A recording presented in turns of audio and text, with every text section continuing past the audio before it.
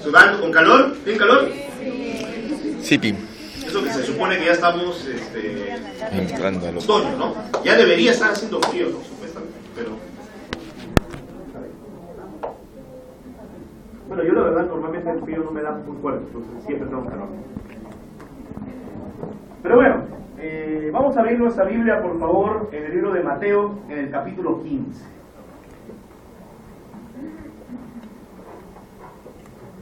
Yo tengo una pregunta para ti esta mañana.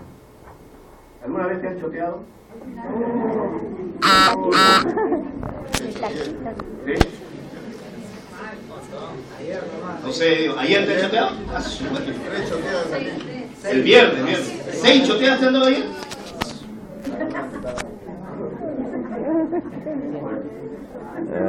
Ya ese es otro caso, ¿no? Usted ya necesita terapia. Problema. No, pero en serio, ¿alguna vez te han choteado? ¿Sí? ¿En serio? No, de ti yo sé que es en serio, pero no más.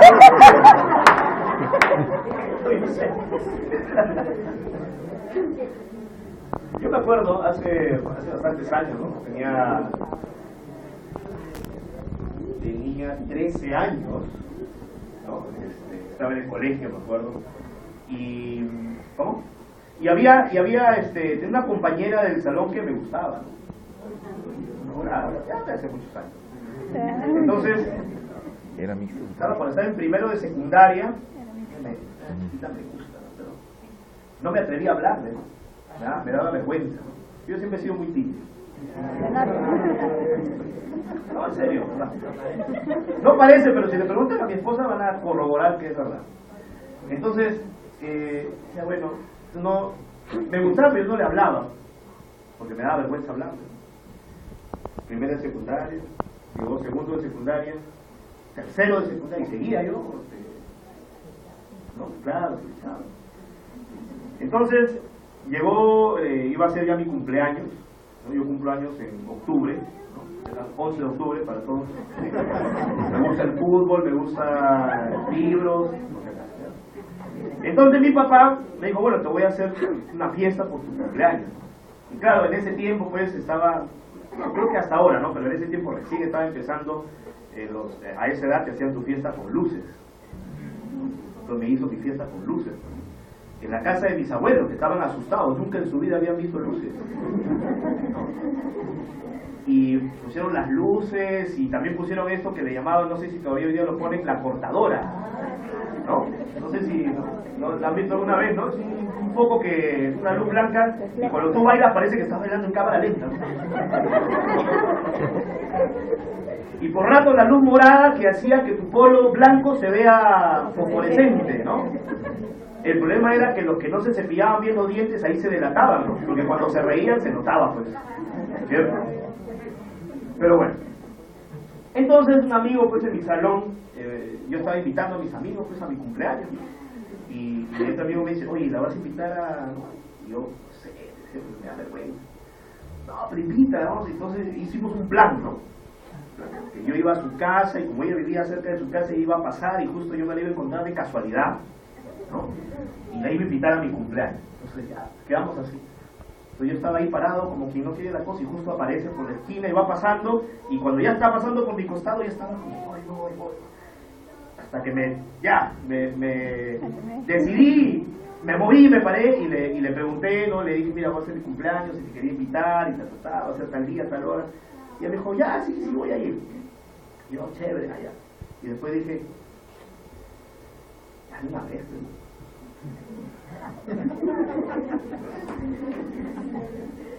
Así que agarré y le dije, también te quería decir otra cosa más, que yo quería que tú seas mi enamorada. Así de frente. Mala táctica. Sin anestesia.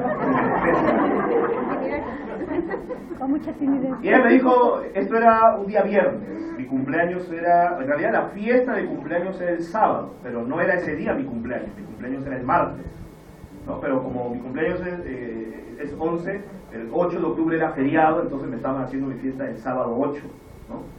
Entonces, ella me dijo, lo voy a pensar. Era la respuesta clásica de esa época, ¿no? No sé si hasta ahora, ¿no? Sí, hasta A ahora. pensar, ¿no? Dije, lo vas a pensar.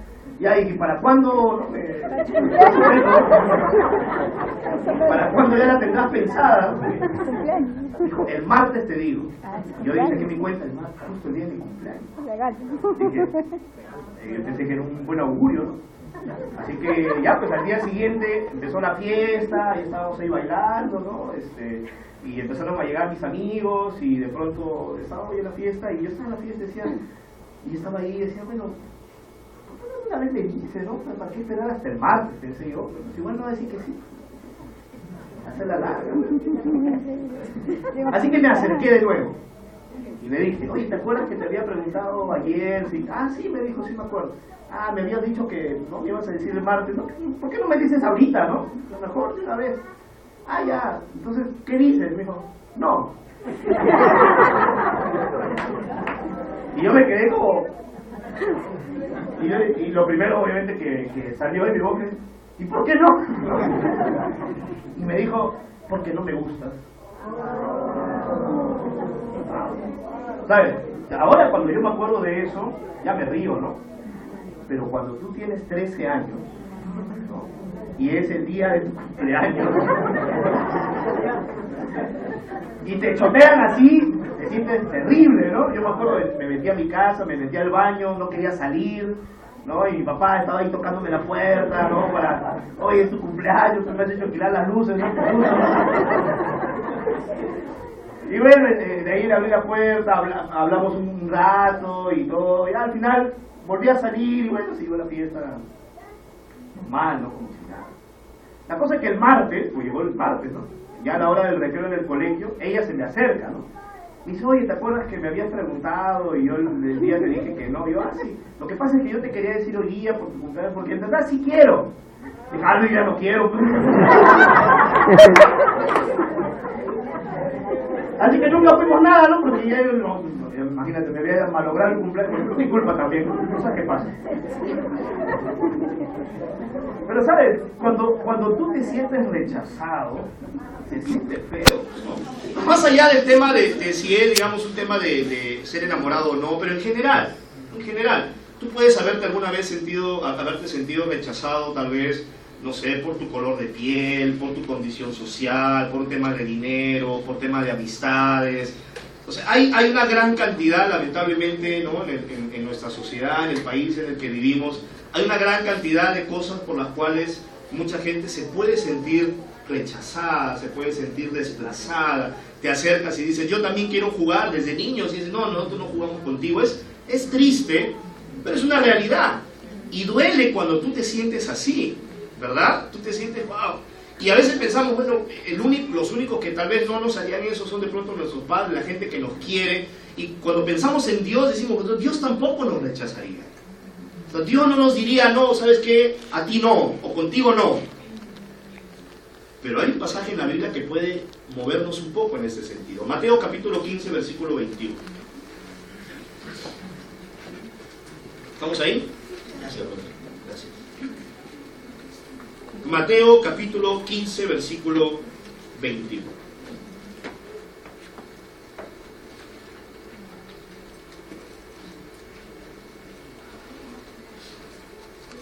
Y esas son cosas que te marcan, ¿no? Desde esa vez, creo que no me volví a declarar hasta que me casé.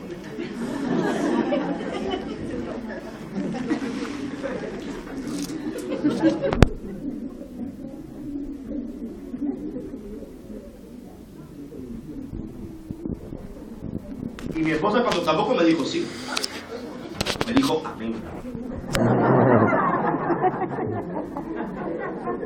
Y creo que fue un amén como quien dice, bueno, amén, ya. Mateo capítulo 15, versículo 21 dice: Cuando Jesús salió de allí, se fue a la región de Tiro y de Sidón. De pronto salió una mujer cananea de aquella región y a gritos le decía: Señor, hijo de David, ten misericordia de mí, a mi hija la atormenta un demonio. Pero Jesús no le dijo una sola palabra. Entonces sus discípulos se acercaron a él y le rogaron: despídela, pues viene gritando detrás de nosotros. Él respondió: yo no fui enviado sino a las ovejas perdidas de la casa de Israel. Entonces ella vino, se postró ante él y le dijo, Señor, ayúdame. Él le dijo, no está bien tomar el pan que es de los hijos y echarlo a los perritos. Ella respondió, cierto, Señor, pero aún los perritos comen de las migajas que caen de la mesa de sus amos. Entonces Jesús le dijo, mujer, tienes mucha fe, que se haga contigo tal y como quieres. Y desde ese mismo instante su hija quedó sana. Este es un pasaje sorprendente, fuerte, incluso podríamos, ¿no? Cuando tú lo lees por primera vez, es como... te causa un... ¿Por qué Jesús le respondió así? ¿No? Lo primero que tenemos que ver aquí es Jesús, y si tú te das cuenta ya, luego lo vamos a ver posterior a este episodio, Jesús inicia prácticamente ya el camino hacia la muerte, ¿no? Es como ya está desencadenándose los episodios que lo llevarían a la cruz, que lo llevarían al sacrificio en la cruz. Después de esto, él ya habla con sus discípulos y les dice abiertamente que va a morir y empieza ya a hablar de su muerte de manera más clara, más específica y más constante. Entonces, acaba de pasar él un momento, digamos, intenso, había estado hablando de las parábolas, había tenido este tiempo de enfrentamiento con los fariseos y con los maestros de la ley, ¿cierto? Y había estado hablando con ellos acerca de qué es lo que realmente hace impuro al hombre, si lo que no es lo externo, sino lo que sale del corazón. Había tenido ese momento complicado y luego dice, él sale de ahí, de donde estaba, y se va a la región de Tiro y de Sidón. Ahora, si tú, de pronto aquí no tenemos un mapa, tenemos a Susan con su hijo nada más, pero si tuviéramos aquí un mapa podríamos ver, ¿no?, cómo era la geografía en ese tiempo, y te darías cuenta que esta es, en el ministerio de Jesús, la única vez que él sale de Israel. Había salido muchos años antes, cuando era un bebé a Egipto, como refugiado. Pero años después, en pleno ministerio, él está trabajando y él tenía claro que su objetivo, que su ministerio iba dirigido y enfocado a trabajar con la gente, con los israelitas. Y él predicaba a ellos, a los israelitas. Y entonces está predicando, pero de pronto viene un momento de cambio, viene un momento donde va a entrar a hablar y a enfocarse más ya en el sacrificio que le esperaba. Y entonces sale de ahí y se va a la región de Tiro y de Sidón. Regiones no judías, regiones de gentiles o de personas que no eran parte de Israel. Podríamos pensar, ¿no? Acuérdate que Jesús había estado tratando hasta ese momento de encontrar tiempo a solas, y de pronto ya ahí necesitaba un tiempo solo con sus discípulos, porque era el momento en que iba a empezar a hablarles a ellos específicamente de su muerte. Pero era difícil hacerlo en Israel porque ya la gente lo conocía y lo seguía y lo buscaban. Ya hemos visto en pasajes anteriores, en semanas anteriores, que lo veían que se iba en el lago y bordeaban el lago y lo esperaban al otro lado. Difícil, ¿no? Era alguien ya tan conocido que encontrar un tiempo a solas era complicado, ¿no? De pronto para todos nosotros es difícil entender eso porque ninguno de los que estamos aquí es tan famoso. O sea, tú sales a la calle, ¿quién te sigue? Claro. A lo mucho pues te seguirá tu esposa y tus hijos que van contigo. Pero fuera de eso, no es que la gente tú vas por la calle y te reconoce, ¡oye, él es! No, o sea, todos pasamos de alguna manera desapercibidos cuando vamos por la calle. Pero si vemos aquí en la vida de Jesús, él era ya para este tiempo una persona famosa. La gente lo reconocía, la gente lo seguía. No era sencillo para él simplemente ir por la calle, porque ya la gente sabía, este es el hombre que sana enfermos, que ha hecho milagros. Entonces, ¿quién no estaría siguiendo a alguien así? Entonces Jesús decide salirse de Israel, ¿no? Tal vez la idea era pasar por un lugar donde la gente no lo iba a reconocer tanto y por lo tanto a perseguir o a acercarse mucho. Entonces decide salirse de Israel por esta región de Tiro y de Sidón y viene caminando con los discípulos. Y entonces una mujer cananea, ¿no?, que vivía en aquella región, va atrás de él gritando, ¿no? Señor, hijo de David, ten misericordia de mí, a mi hija la atormenta un demonio. Ahora, aquí vamos a ver varias cosas. Número uno, para empezar, era mujer. Justo el viernes estábamos hablando un poco de eso, ¿no? Cómo era vista la mujer en aquella época. Un hombre judío no hablaba con una mujer en público, mucho menos la tocaba. Es como eran las cosas en ese tiempo. Hay que recordar también que los judíos generalmente tenían muchas, prevenciones con respecto al trato con los no judíos. Y aquí tienes a una persona que era mujer y además de mujer, cananea. Y cuando decimos cananeo, nos referimos a que su ascendencia venía del pueblo de Canaán, antiguos enemigos a muerte de los israelitas. ¿Te das cuenta? Entonces va Jesús, va con los discípulos y esta mujer aparece en escena gritando detrás de él: Señor, hijo de David, ten misericordia de mí, a mi hija la atormenta un demonio. O sea, era alguien que había escuchado hablar de Jesús, probablemente había escuchado hablar de cómo él sanaba a la gente, de lo que él hacía por las personas, de cómo sanaba a los enfermos, y entonces cuando vio o supo que estaba pasando por ahí, fue atrás de él. ¿Por qué? Porque esa mujer tenía una hija enferma.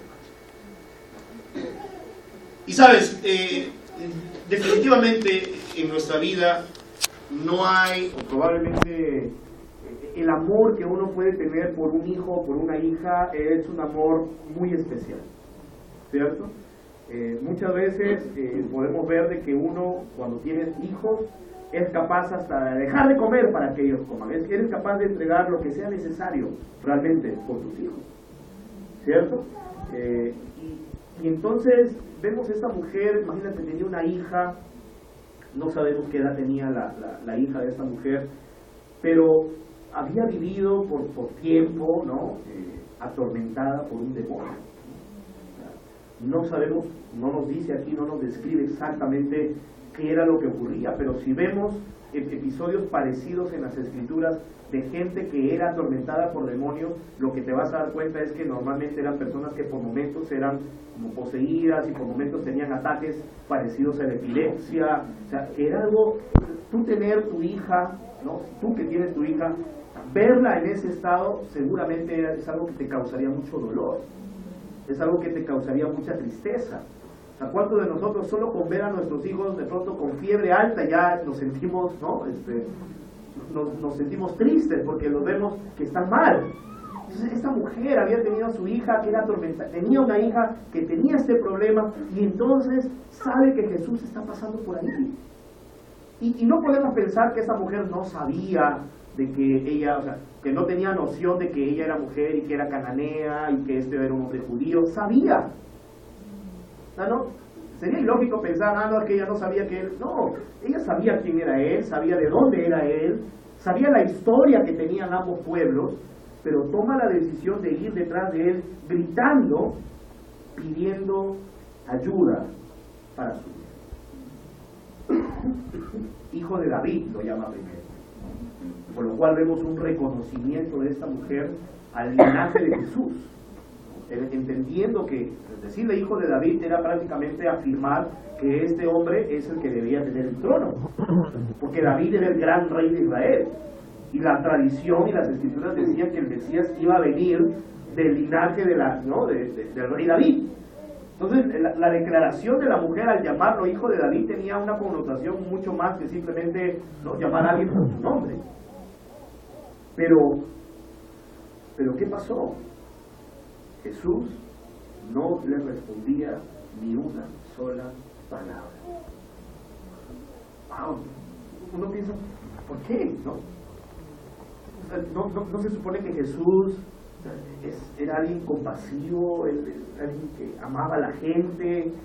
¿Cómo podía ir caminando por la calle, escuchando a una mujer detrás de él, gritando desesperada, clamando ayuda para su hija, y no responder nada?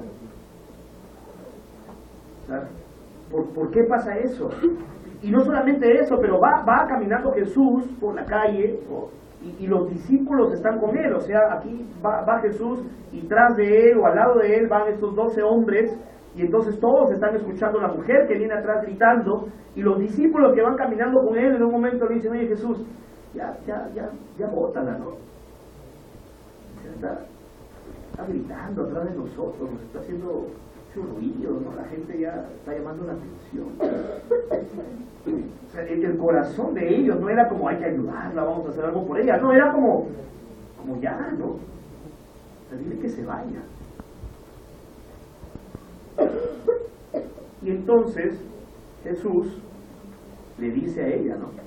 Yo no fui enviado a las ovejas perdidas, yo fui enviado solamente a las ovejas perdidas de Israel.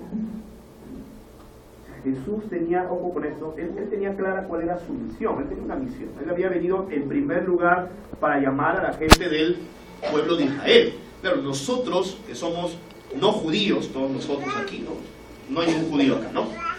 Todos nosotros que somos no judíos, ¿no? Gentiles, de acuerdo a la definición bíblica, y probablemente nos sentimos identificados más rápidamente con la mujer, porque también era como nosotros, o sea, no judía. Pero para los judíos, o sea, la misión de Jesús de ir primero a ellos era muy clara. Entonces, en principio, él todavía no era el momento de ir a los no judíos, no era parte del plan todavía ir a los no judíos.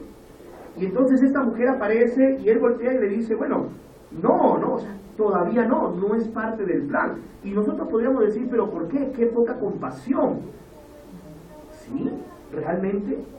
Porque hay que recordar que lo principal que Jesús vino a hacer fue a predicar el reino. Tenemos que darnos cuenta que si vemos en proporción la cantidad de cosas que Jesús hizo por la gente al sanarlos físicamente o curarlos de alguna enfermedad física, la proporción es muy pequeña ante la cantidad de problemas físicos y de enfermedades que hay en el mundo. O sea, sí, Jesús sanó mucha gente, pero mucha gente murió también en ese tiempo de todas estas enfermedades.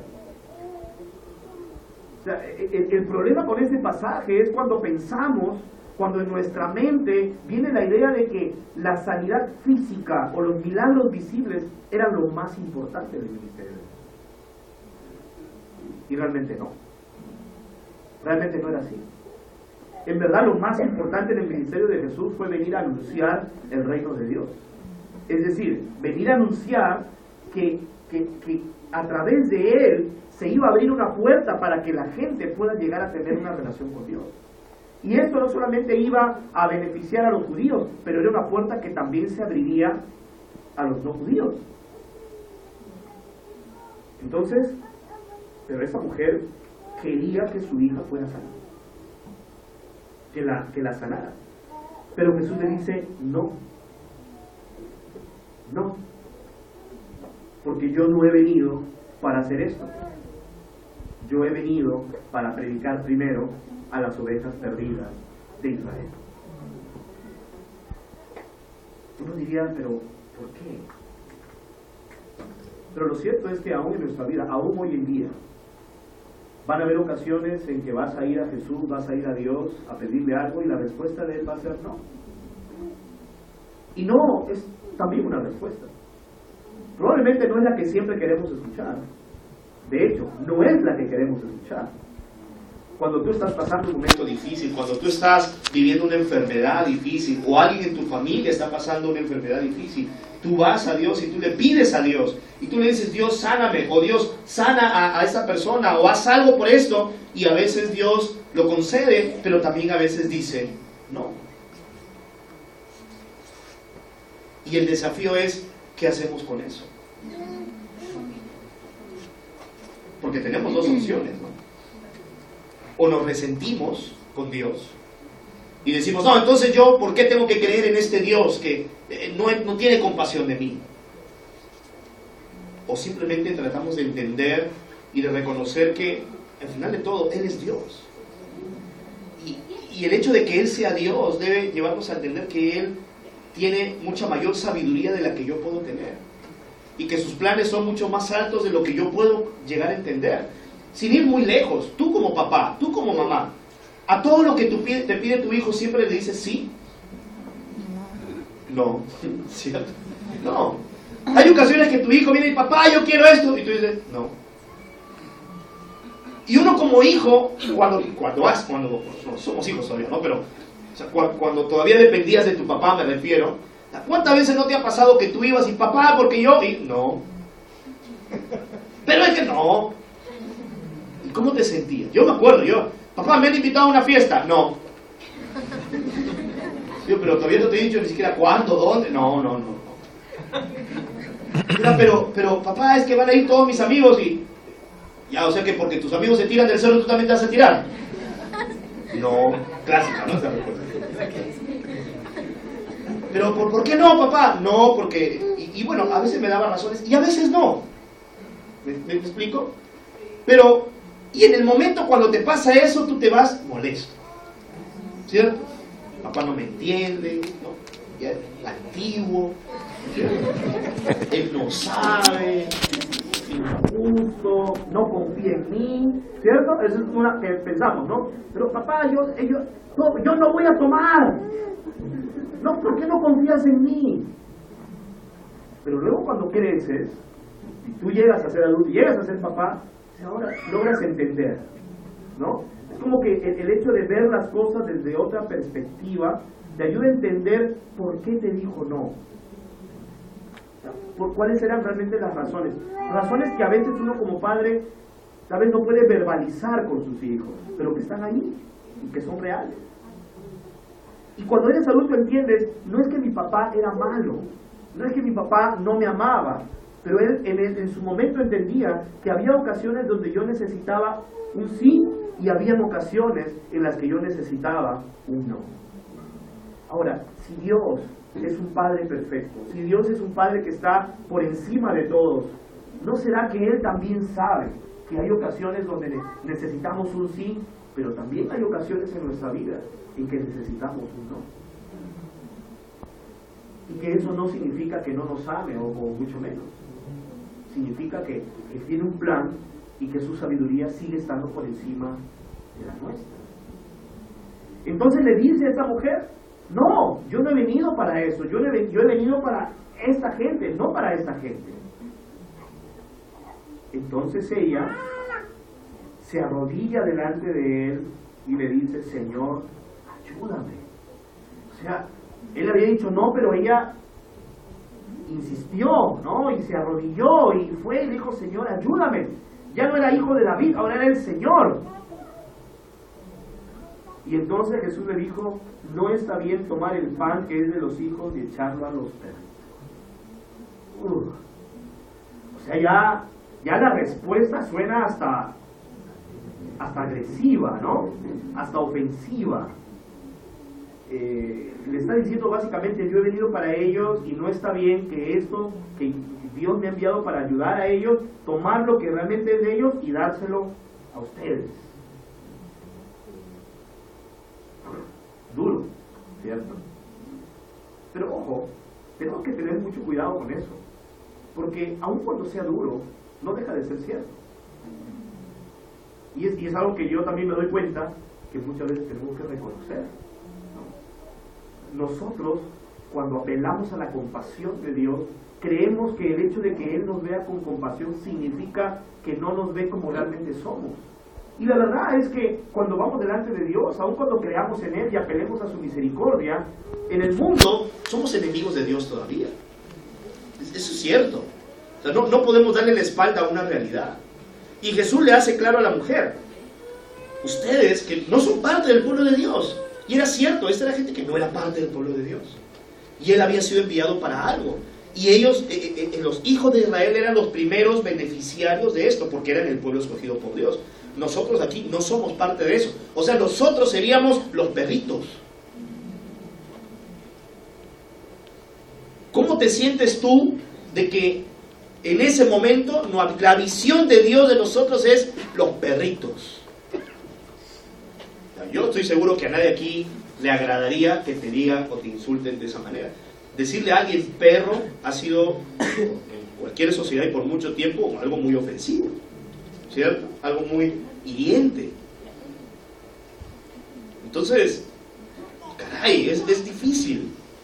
Pero el punto es, si tú sabes, y yo creo que pasa por aquí el tema, si tú sabes que este hombre es el Mesías, que este hombre es Dios,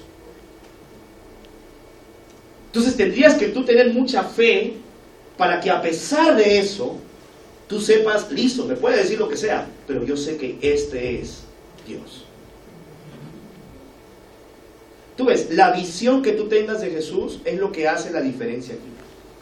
Porque mira, si tú te acercas a alguien que no es Dios, ¿ya? Que no es todopoderoso y que todo lo sabe, etcétera, etcétera, y te dice perrito, ¿ya? Tú dices, no, ni hablar, o sea, podrás hacer lo que quieras, pero perrito no vas a llamar y te vas, ¿no? O por último, si eres un poquito más agresivo, de pronto hasta lo enfrentas, ¿no? Tú me has dicho perrito, entonces yo te digo tal cosa, ¿no? Te desquitas, quieres pelear, no te dejas. Esa es la naturaleza humana. Pero si tú sabes, tú estás convencido que este es el Hijo de Dios, y te dice perrito, tú de pronto al momento te sientes mal, pero ¿y quién es? Pero es el Hijo de Dios. Él es Dios. Él sabe. Yo creo que nos ama. Es ahí donde se desafían fuertemente las verdades de la fe. Porque si tú crees que Él te ama, si tú crees que Él tiene lo mejor para ti, si tú crees que Él aborrece el pecado, si tú crees que Él ha venido para realmente traer la luz al mundo, que Él ha venido a traer salvación, si tú llegas a creer eso y estás convencido de eso, tú vas a poder entender, y aun cuando no lo entiendas plenamente, tú dirás, ok, puede decir muchas cosas y pueden ser cosas difíciles de entender, pero sé que detrás de todo esto no hay otro lugar donde debo estar si no es con Él. Al final de cuentas, esa es la fe. ¿Por qué muchas veces la gente se cae de la fe? ¿Por qué la gente se cae de la fe? Porque en un determinado momento sencillamente no le cree a Dios. Porque llega un momento en su vida en el que puede ser el pecado, puede ser cosas difíciles que le pasaron, y de pronto no ve en Dios la respuesta que quiere, que espera, que necesita, o no recibió el sí de Dios. O puede pensar, Dios no me entiende, o esto no es para mí, o yo no voy a poder. Pero al final de cuentas, todas esas son mentiras. El tema de fondo es, no tuviste la suficiente fe para creerle a Dios, a pesar de todas las circunstancias. No tuviste la suficiente fe para creerle a Dios a pesar que te dejó sin trabajo, a pesar que te dejó de pronto sin pareja, a pesar que permitió que cosas difíciles te pasaran, pero no tuviste suficiente fe de permanecer al lado de Él a pesar de eso. Dime tú, ¿qué diferencia habría que Dios permita que mañana te quedes sin trabajo a que te diga perrito?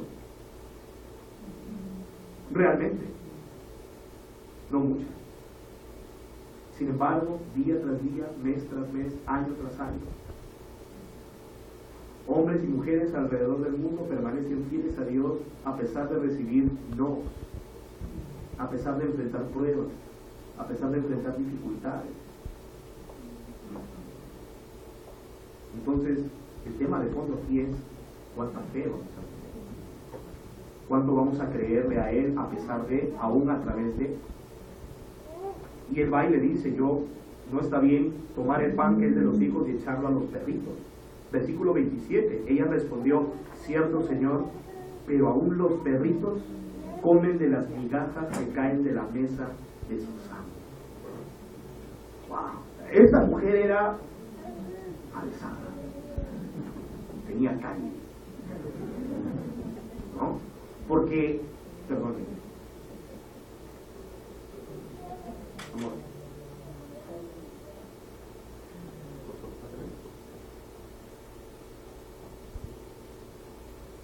esa mujer tuvo suficiente carácter o al final de cuentas ya Jesús nos dice qué fue, porque hasta ahí si tú no supieras lo que viene después tú dirías ¿no? Oye, qué atrevida, ¿no? O sea, está con Jesús y de pronto si Jesús te diría eso a ti tú dirías no ya Señor, perdón, yo decía nomás a los ídolos, ¿no? A los ídolos de Carusel. No, yo decía. Pero esta mujer, gente, tenemos que entender, no era tanto el amor por su hija, era tanta su desesperación, pero era que ella decía, ok, esta es mi oportunidad, este es Dios.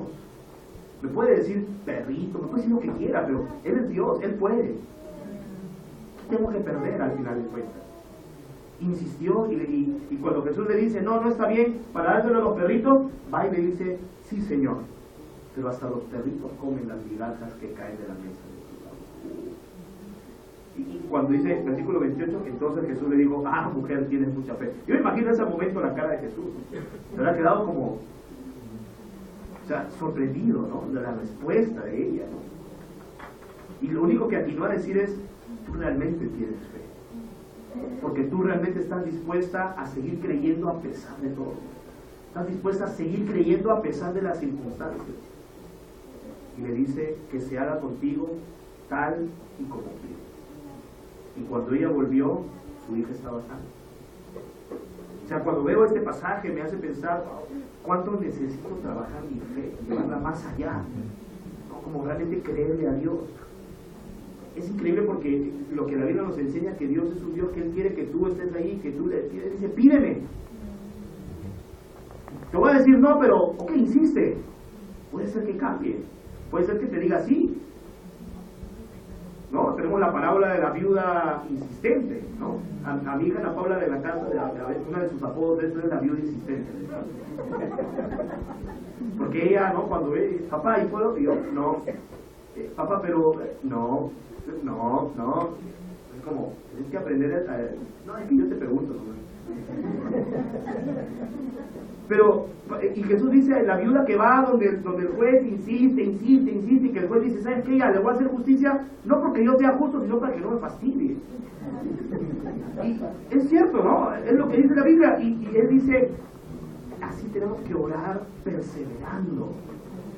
O sea, a veces podemos hablar y decir, oye, tengo este problema o esta situación, y la pregunta es, ¿y cuánto has orado de eso? Una vez. ¿Y una vez? Si no nos enseña la Biblia a perseverar en oración. ¿Acaso Abraham no perseveró por 25 años para ver la promesa de tener un hijo? ¿Hay algo en tu vida por lo cual hayas perseverado 25 años orando de eso? O sea, es todo un desafío para nuestra fe en lo que hace esta mujer. Y Jesús lleva el tema al límite, ¿no? Y dice, esta mujer tiene mucha fe. Pero luego vamos a ver un contraste muy interesante. Porque, acuérdate, aquí la mujer era la mujer de mucha fe. Después de esto, lo que viene es un episodio donde Jesús da de comer nuevamente a 4,000 personas. No voy a tocar ese pasaje porque es muy parecido a uno del cual ya hemos hablado. Los puntos serían básicamente los mismos. Así que nos vamos a dar un saltito al capítulo 16 de Mateo.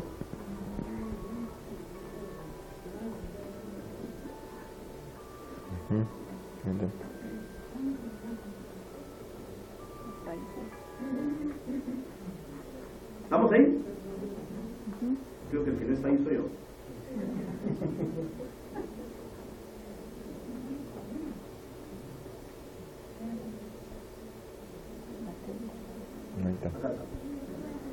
Dice, los fariseos y los saduceos se acercaron a Jesús para ponerlo a prueba y le pidieron que les mostrara una señal del cielo. Pero él les dijo, al llegar la noche, ustedes dicen, va a ser buen tiempo porque el cielo está rojizo. Por la mañana ustedes dicen, hoy habrá tempestad porque el cielo está rojizo y nublado. Bien que saben distinguir el aspecto del cielo, pero no pueden distinguir las señales de los tiempos. La generación mala y adúltera, demanda una señal, pero no recibirá más señal que la del profeta Jonás. Y los dejó y se fue. Fariseos y saduceos. Aquí juntos, rara vez juntos, unidos. Porque acuérdate que fariseos y saduceos entre sí no es que se llevaban bien. Los fariseos eran, tanto los fariseos como los saduceos eran como sectas o partidos dentro del judaísmo.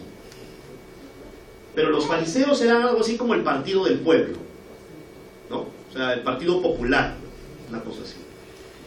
Gente muy apegada a la ley, ¿no? O sea, la ley era gente del libro, la escritura, la habían estudiado, encontraban las cosas más recónditas de la ley. Una de las características de los fariseos, por ejemplo, es que ellos creían en la resurrección y creían en los ángeles, ¿ya? O sea, creían que iba a haber una resurrección de los muertos y que existían ángeles. Los saduceos eran más bien el partido pituco, ¿no? Eran los que tenían los puestos más altos digamos, en la teocracia que se vivía en aquella época, obviamente subyugada a Roma, ¿no? Pero tenían esos puestos, ¿no? Eran los aristócratas, gente de dinero, gente pudiente. los sumos sacerdotes o la mayoría de sacerdotes eran saduceos. Y estos saduceos no creían en la resurrección ni creían en los ángeles. Esas eran las cosas que las diferenciaban. Pensar una unión fariseos y saduceos es como que un día las barras de la U de Alianza canten juntos en el estadio. Una cosa así. ¿Ya? O sea, no se podían ver. ¿Sí? Había un antagonismo, ¿no? Había un antagonismo entre estos dos partidos. Pero, como aparece Jesús, se unieron. Imagínate. Era tanta la amenaza que vieron en él que se juntaron y juntos se acercaron a Jesús a ponerlo a prueba. Y en aquella época ellos buscaban muchas señales, ¿no? Como milagros, como cosas. Después de todo lo que ya Jesús había hecho, todavía se acercaban a pedir una señal.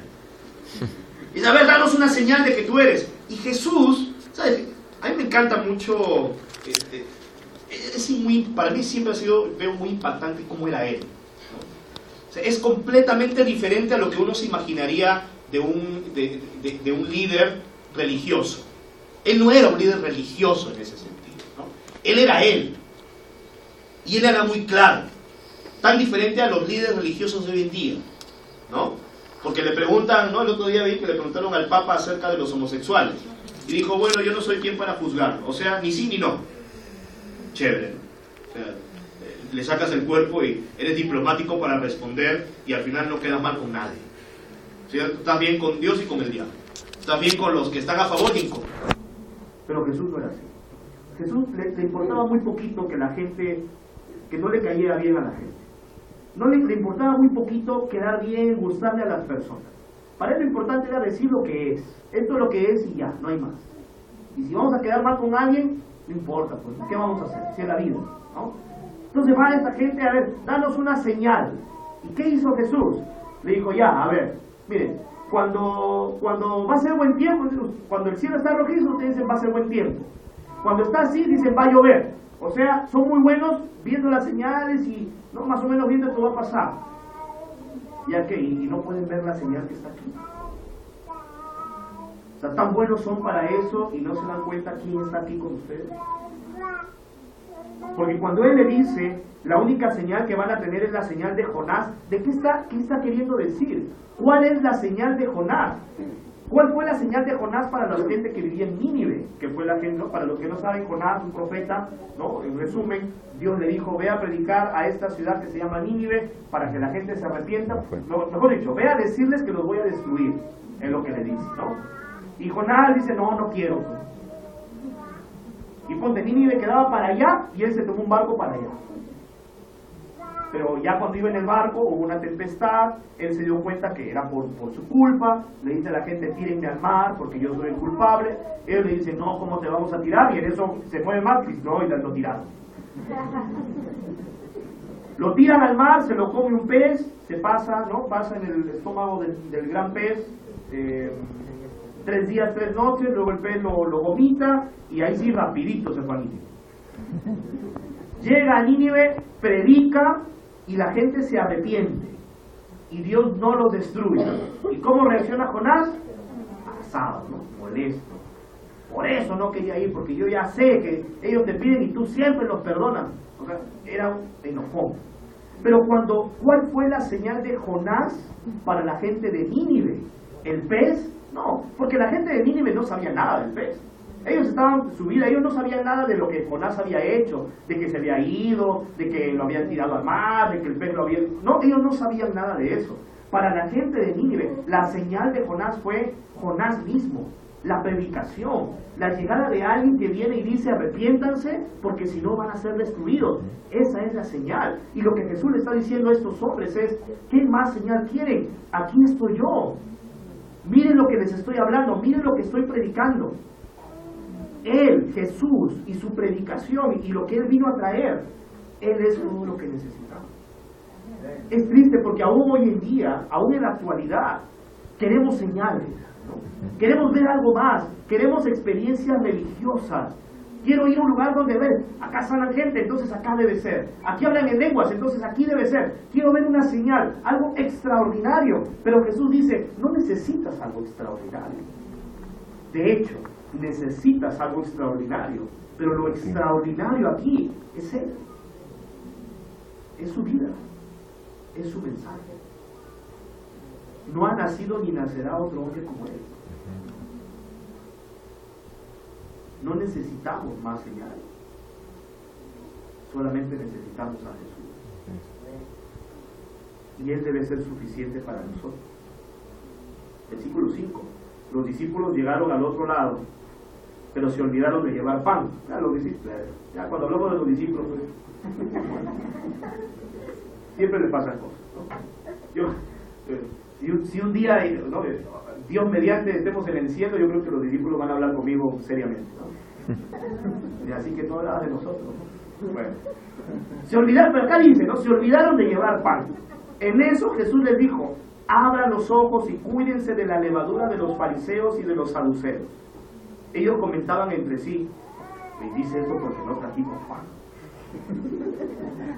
Pero Jesús se dio cuenta y les dijo, acuérdate que le había dicho a la mujer cananea, ¿no? Había alabado su gran fe. Y aquí voltea con sus discípulos y les dice: hombres de poca fe, ¿por qué discuten entre ustedes que no tienen pan? ¿Todavía no entienden? ¿Ni se acuerdan de los 5 panes entre 5,000 hombres y cuántas cestas recogieron? ¿Ni de los 7 panes entre 4,000 y cuántas canastas recogieron? ¿Cómo es que no entienden? Si les dije que se cuidaran de la levadura de los fariseos y de los saduceos, no fue por el pan. Entonces ellos entendieron recién, ¿no? Que no les había dicho que se cuidaran de la levadura del pan, sino de las enseñanzas de los fariseos y los saduceos. Claro, y eso tiene que ver mucho con cómo nosotros vemos las cosas tan terrenalmente, ¿cierto? ¿Qué te preocupa a ti? Ellos estaban yendo y se olvidaron de llevar pan. No nos olvidamos el pan. De pronto estaban hablando entre ellos: ¿ahora qué vamos a comer?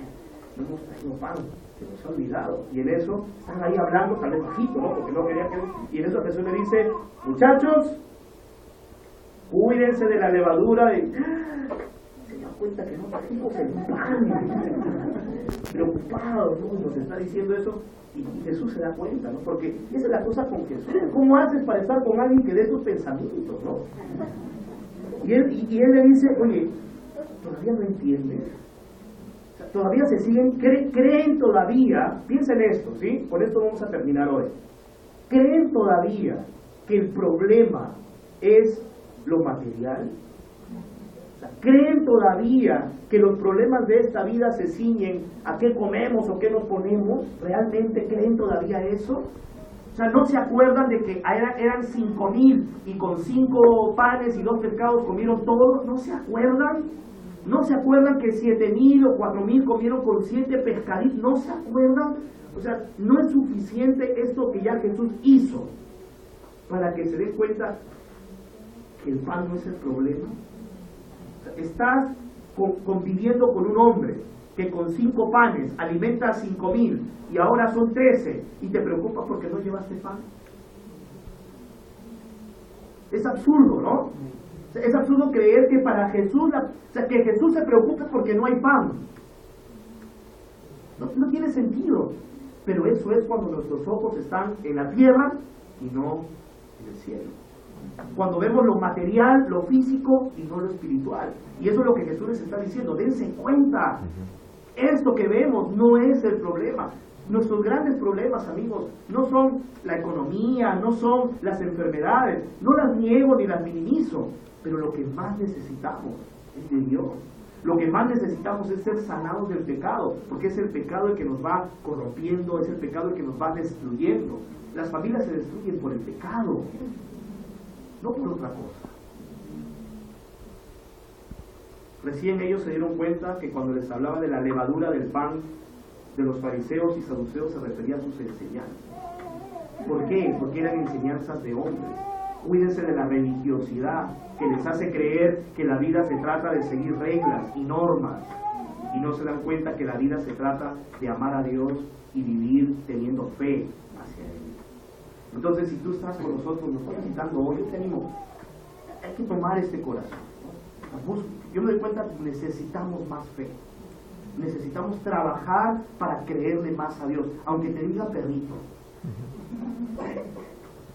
aunque te diga no, aunque no siempre te conceda lo que quieres, Tal vez tu vida hoy no es lo que tú quisieras. Tal vez tu vida hoy no es de tener lo que anhelarías tener. Pero ¿sabes lo que sí tienes? Hoy tienes la oportunidad de acercarte a Dios. Hoy tienes la oportunidad de decidir conocerlo más, buscarlo más, ir a las Escrituras y saber quién es Él.